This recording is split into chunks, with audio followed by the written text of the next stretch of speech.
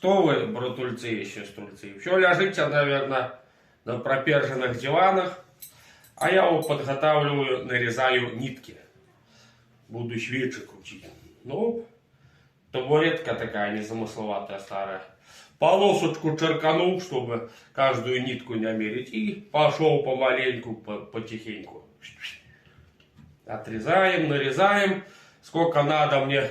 А тут даже видно, вон воск. Уже воск нарезанный. Вот такие вот. Порционно все. У меня все по стандартам, поняли, поехали. Качество нормальное. Оп, нитки это шмынь, шмынь.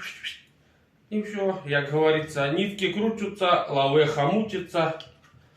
И далее, а ты говорил, нахуй, пан не работает. А кто работает? Ты за меня, блядь? Или что, нахуй? Работа и труд, все перетрут, нахуй. Вот так вот. Сейчас ниток нарежем, в принципе, уже можно будет начинать крутить.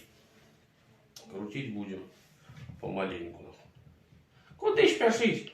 Одна свеча 3 рубли, о, гляди. Одна свеча крутится за, ну, хай, грубо говоря, за 10 секунд. За 10 секунд, а где-то заработаешь 3 рубли. Конечно же, нигде. За 10 секунд 3 рубли, блядь. Хорошо, если за час ты заработаешь 3 рубли, а не, блядь, за 10 секунд. Так что, держи лайфхак.